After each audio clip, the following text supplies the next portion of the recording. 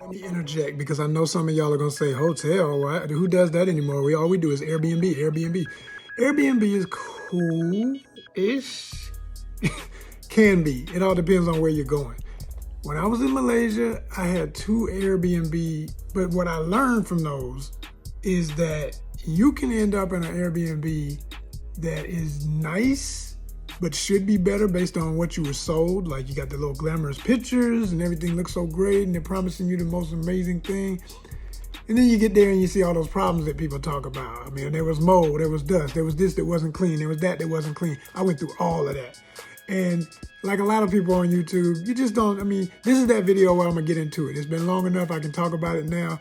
When you're fresh off the plane, at least for me, I didn't want to complain. I wanted to focus on what was good about it.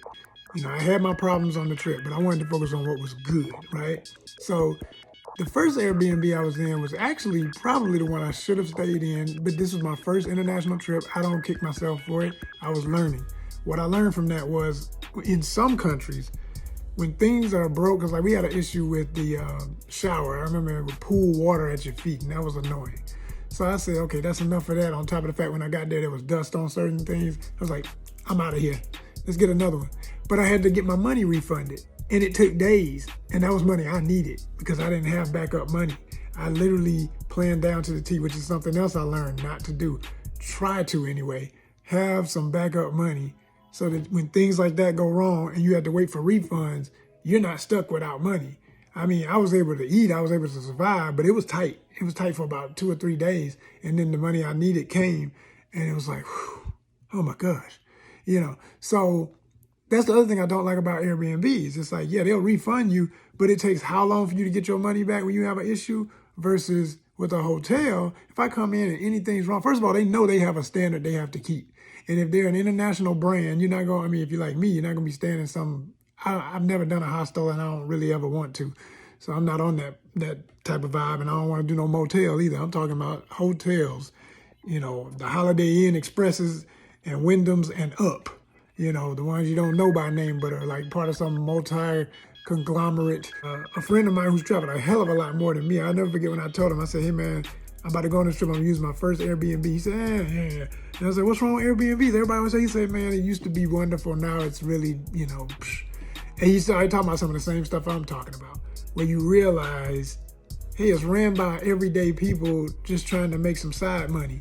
A lot of hustlers and stuff. So some of these folk just simply do not care whether or not your bed sheets are fresh, whether or not everything's been dusted off with the person they hired to do that who's lackluster and didn't do it, and on and on and on and on and on, right? And then there's the glory stories, the ones where people had the most amazing Airbnb and everything was cheap and it was affordable. And good for you. I'm not saying I'll never stay in one again, but I'm going to be extremely selective and I'm going to base it on the culture of the place, because if I know people in that country that work certain levels of jobs are struggling, it's like anywhere else in the world where if you go somewhere where people are doing menial labor, are they proud of the job they do? Are they respected for the job they do?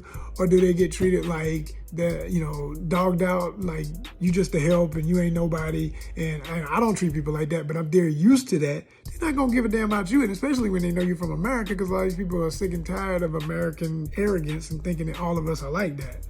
Which is why you gotta watch how you act when you go anywhere, not just here, but everywhere, because people are watching your energy and saying, yep, just like the rest of them, versus, you know, and you know, we're all human, we have our moments, but I'm saying if you generally coming in with the attitude of, I wanna be respected and I wanna leave a good impression, it's helping the next person. But what I experienced was, at least in Malaysia, there's a lot of like people, they'll smile and be just as friendly, but they still gonna do a half-assed job. So once you realize that be the culture to a certain extent, not everybody, okay? Shout out to all my Malaysians, the good people I met there, beautiful people, but inside and out. But, you know, for those who just don't really care or just wanna do enough to get by, they're gonna do what they're gonna do, just like they do in America. You know what I'm saying? If someone came to visit here, I'm not gonna take them to places unless they just want to see what I'm talking about. Let me show you about this American mess that be going on. You know what I'm saying?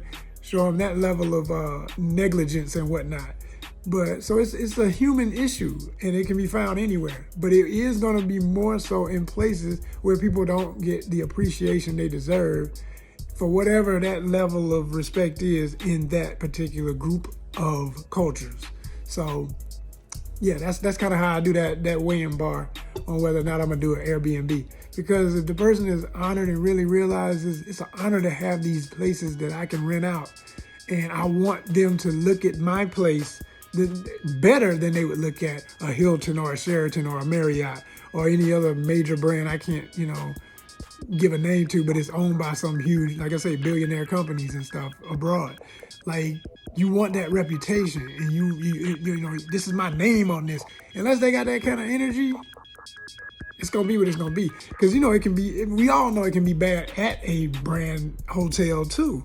But the thing is, once we all get online and dog it out, it's hard to crawl out that pit of all them negative reviews, and they understand that. So they may have had a bad year, but you look back at the same hotel that sucked a year ago, and now they got nothing but rave reviews because they got a new manager, they done fired everybody, got a whole new staff. It's a different game. So that's why I prefer hotels.